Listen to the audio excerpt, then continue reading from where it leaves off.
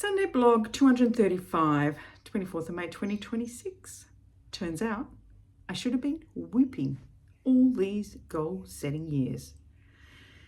For those of you who know me, goal setting is my jam.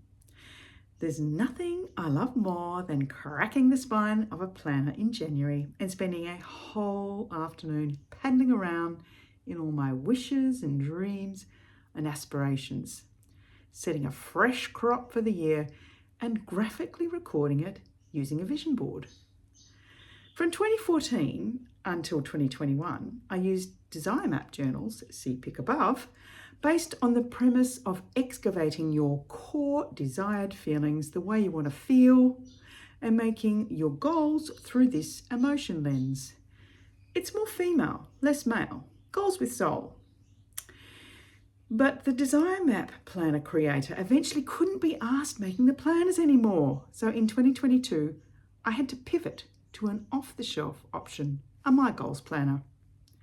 It wasn't quite the same because I dropped the habit of reflecting on my core desired feelings, but was still very much focused on goals. I was prompted to roll around in my wish list items at the beginning of the year, each month, each quarter, and for that luscious end of year wallow. Then in 2026, I chose a planner that caught my eye on Facebook. Once a pleasant place to catch up with friends near and far, Facebook has now become my dealer for impulse buys, but that's another entire blog. This new curation journal confronted me by asking me to reflect on my fears in relation to my goals. Fears? Ew. Move on, Debbie Downer, I thought as I cut and pasted another image for my 2026 vision board. And then last week, in my medley of podcast listening, I randomly clicked on an episode on the upbeat show Live Better, Feel More by Rangan Chatterjee. The interviewee, Nir Eyal, cited research which indicated that people who do vision boards get all relaxed because they think they've achieved their goal already. They've imagined the sights, sounds, smells, and physical sensations of achieving their dreams, and they relax. Also, when things don't pan out, they blame themselves for not imagining hard enough. I almost ran my car off the road during the episode. Once home, I couldn't rest. Like a leaping lemur, I bounced from podcast to Eyal's book, Beyond Belief, which I listened to its entirety until I found Gabriel Oettingen's WOOP website. Let me save you all the hours this took.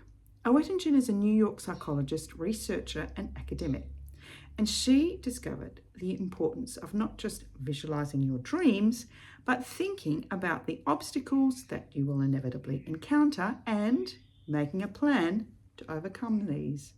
Mind blown. It's a relatively simple process. There's even an app. Think of a wish, visualize it with all the senses. Yeah, I've been doing like that forever. But then I have to put a peg on my nose, think of all the obstacles, and then emerge the other side of this reality check with a plan. Here's an example. I can express a wish to spend less than I earn over the next month. Wish. I can draw up a nice vision board image with wads of cash in my savings account, symbolising how I will feel. Outcome. But then I also need to do the next two steps I've been missing all these years. When I see the next shiny thing on Facebook, obstacle, I'm going to throw my phone across the room and go for a walk around the block and have a long, hard talk to myself about consumerist culture. Plan. So I'm going to get right on to redoing all my vision board wishes with the WOOP method, right after I impulsively order Gabriel Oettingen's book, Rethinking Positive Thinking.